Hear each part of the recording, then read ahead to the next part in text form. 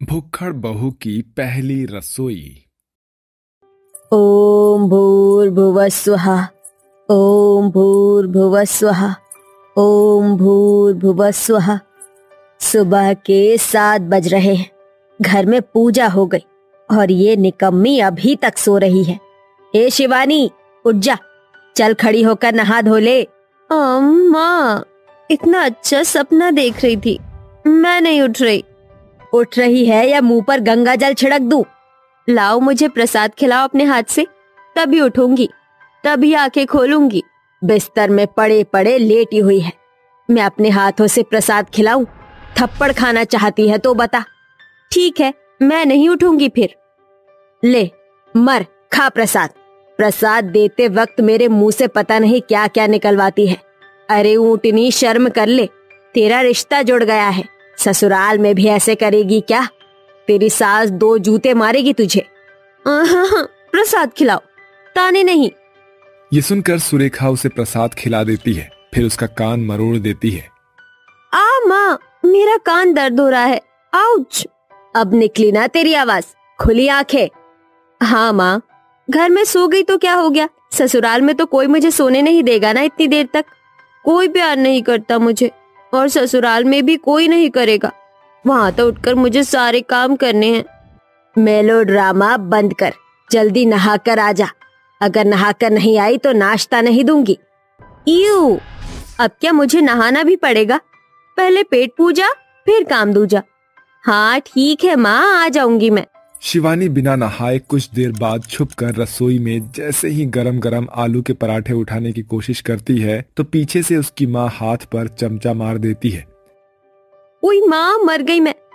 मारा क्यों आपने? आपकी 10-10 आंखें हैं क्या? आपको कैसे पता चला? आप तो दूसरे कमरे में थी। तेरी माँ हूँ, सारी आहट पहचानती हूँ, और हरकत भी। तो अव्वल दर्जे की भुक्कड़ और कामचोर है, इसीलिए मैंने भी कसम खाई है, नहाएगी नहीं तो खाना भी नहीं दूंगी।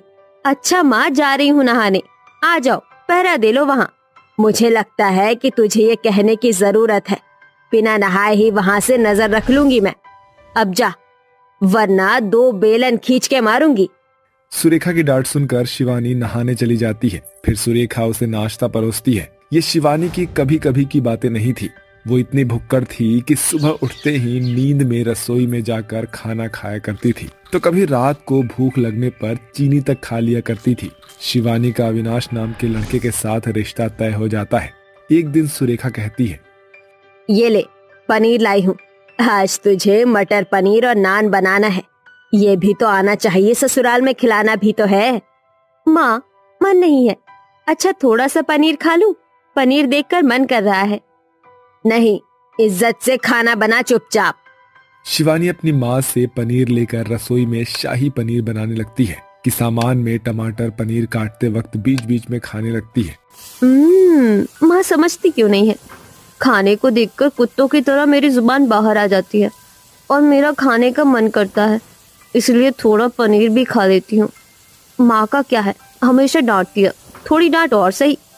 खाना बनाते बनाते पनीर बनाने का सारा सामान और पनीर ना के बराबर होता है। इतने में सुरेखा आती है। आधा घंटा हो गया है, तूने कितनी सब्जी बनाई है? ये क्या, अभी तक तूने ग्रेवी भी रेडी नहीं की? ये इतने से टमाटर प्याज और पनीर के 4 टुकड़े क्यों हैं? और बाकी का सामान कहाँ है? अपने लिए बचाए है क्या? बाप रे बाप, मर गई मैं। अब तो माँ मुझे छोड़ेंगी ही नहीं। वो माँ, मैंने। हकला क्यों रही है, बोल। खा गई क्या सब बनाने से पहले ही? हाँ माँ, वो मैंने अपने लिए नहीं बचाया, बल्कि सारे खाने में से यही बचा है। मुझे माफ कर दो, खाने को देखकर मुझसे रुका नहीं जाता। शिवानी ये कहते ही रसोई से डरकर भाग जाती है और सुरेखा उसके पीछे आती है और शिवानी खुद को कमरे में बंद कर लेती है। कंजड़ भुक्कड़ औलाद पैदा कर दी है मैंने तो। तू तो कच्चा पका हुआ कोई खाना नहीं देखती। अरे खाना बनाने के बाद का खा लेती, गैस पर चढ़ते चढ़ते नहीं खाते। कितनी बार बताऊं, कोई देख लेगा तो क्या कहेगा? मैं तो तेरी माँ हूँ, पर ससुराल वाले बर्दाश्त नहीं करेंगे। दरवाजा खोल, तुझे चटका लगा दूं मैं। माँ, मुझे डर लग रहा है, मैं दरवाजा नहीं खोलूंगी। आप मारोगी मुझको। मैं पक्का अब से नहीं करूंगी। क्या करूं, खाने को देखकर रहा नहीं जाता। कुछ नहीं हो सकता, ससुराल वाले ही तुझे रास्ते पर लाएंगे। सुरेखा अपनी बेटी को बहुत समझाती है, लेकिन शिवानी अपनी भूख से कहाँ पीछा छुड़ा पाती है। अगले महीने ही शिवानी की अविनाश से शादी हो जाती है। सास मंजरी उसका गृह प्रवेश करती है। अरे वाह, मेरी प्यारी बहू रानी आ गई। बहुत रात हो गई है, तुम सब आराम कर लो। बहू, कल तेरी पहली रसोई है, तो सोच लेना क्या बनाना है। जी माँ जी। सब अपने अपने कमरे में चले जाते हैं। अगले दिन शिवानी उठकर रसोई में खाना बनाने जाती है। कैसे दिन आ गए हैं। अपने घर में तो बेड से उठकर ही खा लेती थी, अब ससुराल में सबको खिलाने के बाद मुझे खाना पड़ेगा। हाय मेरी भूख। गाजर का हलवा और पूरी कचौरी बना रही हूँ, थोड़ा सा खा लेती हूँ, किसी को पता नहीं चलेगा। शिवानी खाना बनाते बनाते थोड़ा सा खा लेती है। ये होता हुआ उसकी ननद पूर्वी देख लेती है। ये भाभी क्या कर रही है? इतनी भुक्कड़ है कि भगवान को भोग चढ़ाने से पहले ही खुद ही निपटा गई। माँ को बताती हूँ। पूर्वी मंजरी को बताती है तो मंजरी पूछने आती है। पहले ही खाना झूठा कर लिया, पता है ना तुझे पहली रसोई में भोग लगाना पड़ता है। माँ जी, आपको गलतफहमी हुई है। भोग की थाली तो मैंने पहले ही तैयार कर दी, देखिए सब वैसा ही है, मैंने कुछ नहीं खाया। अच्छा, तेरा दिमाग खराब हो गया है, कुछ भी बोलती रहती है नई बहू के बारे में। शुक्र है बच गई, पहले ही भोग की थाली अलग कर दी थी और खाना भी खा लिया। अगली शाम अविनाश सबके लिए रबड़ी लेकर आता है, पर शिवानी कटोरी में परोसते ही सबके हिस्से की रबड़ी खत्म कर देती है। शिवानी, सबकी रबड़ी कहाँ है? सब इंतजार कर रहे हैं और ये तुम्हारे होठों पर रबड़ी लग रही है। सॉरी जी, बहुत भूख लग रही थी तो मैंने सबकी रबड़ी खा ली, माफ कर दीजिए। शिवानी, तुम ऐसा कैसे कर सकती हो यार? फोन पर मैंने तुमसे पूछा था, तब तो तुमने मना कर दिया था कि नहीं, पसंद नहीं है। हाजी सॉरी ना, आप और ले आइए जाकर। अविनाश कुछ भी नहीं कहता। जैसे जैसे वक्त गुजरता है, घर के सभी लोगों को पता चलता है कि उनकी शिवानी बहू एक नंबर की भुक्कड़ है। वो उसे रसोई में कई बार खाना जूठा करते हुए देख लेते हैं। इस बात के लिए सास उसे समझाती भी है, पर दोबारा शिवानी वही गलतियां दोहराती है। हे भगवान, कैसी हूँ मैं। अब तो मेरे ससुराल वालों को भी मेरे भुक्कड़पन के बारे में पता चल गया, पर नहीं कंट्रोल होता, क्या करूं। जल्दी से तैयार हो जाती हूँ, आज तो माँ जी के पीहर जाना है, वहाँ तो अच्छा अच्छा खाना होगा, खूब खाऊंगी। शिवानी अपने ससुराल वालों के साथ सास के मायके पहुंच जाती है, जहां उनकी सेवा में टेबल पर अलग अलग तरह का खाना लगा होता है। बहू, ये तेरी मौसी है, यानी कि मेरी छोटी बहन। अच्छा, यहाँ पर ये हरकत बिल्कुल मत करना। जी माँ जी, नहीं करूंगी। अरे वाह, मेरी आंखों के सामने चाउमीन, समोसे, चाट पापड़ी, दही भल्ले, गरम गरम गाजर का हलवा, आज तो मैं सब खाऊंगी। शिवानी थोड़ा थोड़ा करके अपने ससुराल वालों की नजरों से बचकर सब खा जाती है। कुछ देर बाद उसके पेट में गड़बड़ होती है। अरे राम, दर्द हो रहा है, लगता है ज्यादा ही खा लिया, पेट में गड़बड़ हो गई। शिवानी बार बार वॉशरूम जाती है और फिर भूख लगने पर रसोई में जाकर चुपके से समोसे खाती है। ये सब मंजरी की छोटी चालाक बहन निशा देखकर कहती है। अरे बहू, तुझे जरा सी भी अकल नहीं है जो ऐसी हरकत कर रही है अपनी सास के मायके में। अरे मौसी, क्या हुआ? अरे अपनी पत्नी से पूछ, अव्वल दर्जे की भुक्कड़ है। इसने इतना खाया कि इसका पेट खराब हो गया। अब मेरा वॉशरूम महक रहा है, उसके बाद भी समोसे ठूसने लग गई। अरे थोड़ी शर्म हया है कि नहीं? बता, दूसरों के घर पर कोई ऐसे करता है क्या? मंजरी, लो भाभी को कितना भी कह लो, आखिर उन्होंने यहाँ भी नाक कटवा दी। बहू, तुझे कितना समझाया था पर तू नहीं मानी। सुनवा दिया ना तूने मुझे सबके सामने।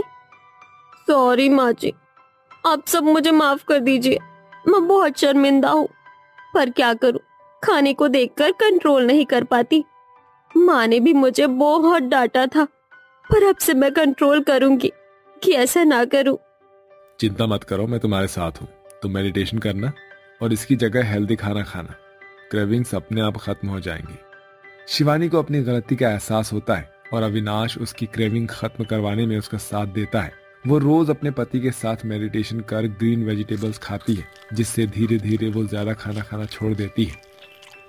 खुशबू तो बढ़िया आ रही है। आज नाश्ते में क्या बनाया है? आज नाश्ते में प्रियंका के मनपसंद मालपुए बनाए हैं।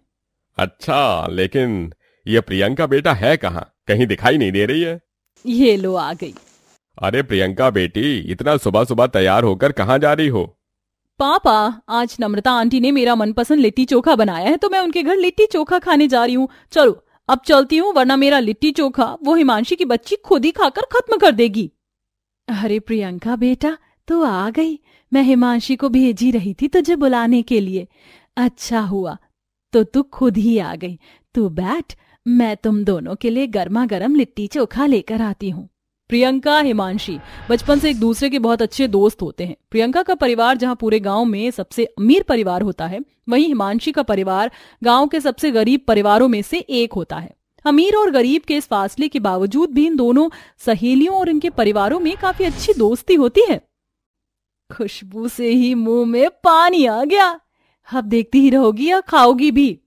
वाह यार, क्या लिट्टी चोखा बनाया आंटी ने, मजा ही आ गया। वैसे लिट्टी चोखा खाने का असली मजा तो छठ पूजा में ही आता है। अरे हाँ, छठ पूजा भी तो आ रही है। तुम लोगों की छठ पूजा की तैयारी कैसी चल रही है? मेरे घर में तो अभी से ही छठ पूजा की सारी सामग्रियां आनी भी शुरू हो गई हैं। बाबा कह रहे थे कि शाम को आते हुए वो अपने मालिक से पैसे लेकर आएंगे, फिर हम भी छठ पूजा की सारी सामग्री लेकर आ जाएंगे। तुम्हें याद है ना, वो भी क्या दिन थे ना जब बचपन में हमारी माँ नदी किनारे छठ पूजा करती थी, तो हम लोग भी उन्हें देख देख कर छठ पूजा करने की कोशिश करते थे, पानी में डुबकी लगाते थे। कुछ भी हो, बचपन की छठ पूजा के तो मजे ही कुछ और थे। हम लोग कितनी मस्ती करते थे ना घाट किनारे छठ पूजा के मेले में। हम पूरा दिन झूला झूलने में ही बिता देते थे। मैंने तो ठान रखी है, जब मेरी शादी हो जाएगी तो मैं शादी के बाद छठ पूजा का व्रत रखा करूंगी। मैं भी चलती हूँ, अब माँ के साथ छठ पूजा की तैयारी करवानी है।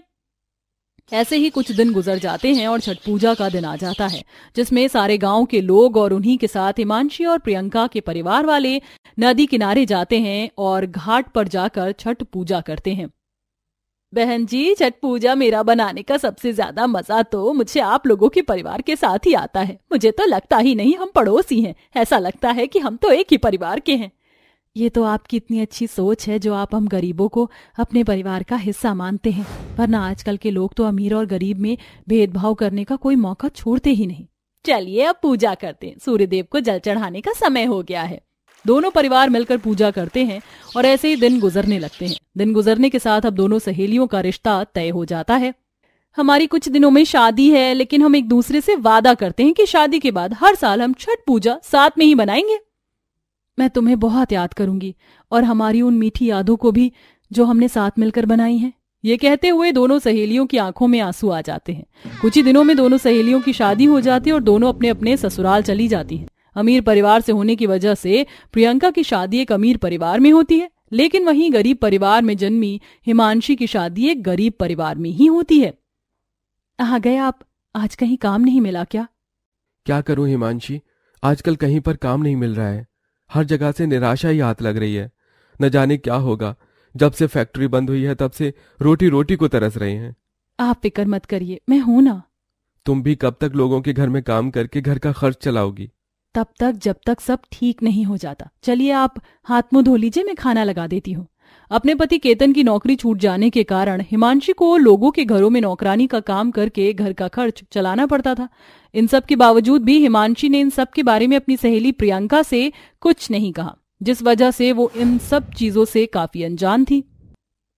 हिमांशी बहू, तेरे पास कुछ पैसे हैं क्या? माँ जी, ज्यादा तो नहीं है, सिर्फ 500 रुपए ही है मेरे पास, वो भी बड़ी मुश्किल से बचाए थे। 500 रुपए में छठ पूजा का क्या ही सामान आ पाएगा? कुछ दिनों में छठ पूजा है।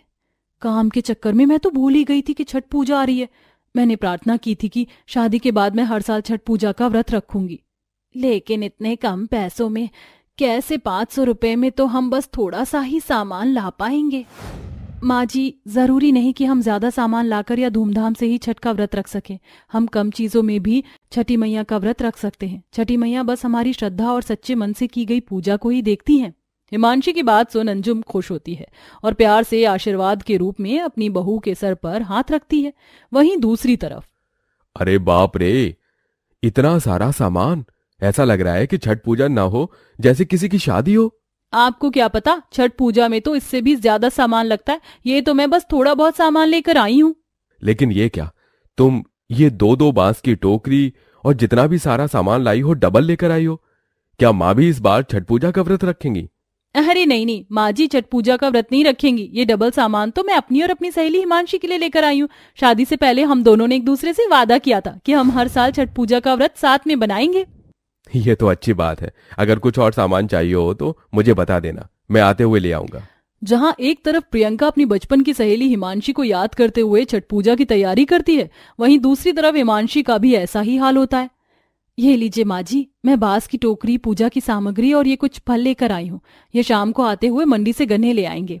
अरे बहू, तू तो कम पैसों में भी छठ पूजा का जरूरी सामान ले आई। मुझे तो छठ पूजा के व्रत के बारे में सब पता है।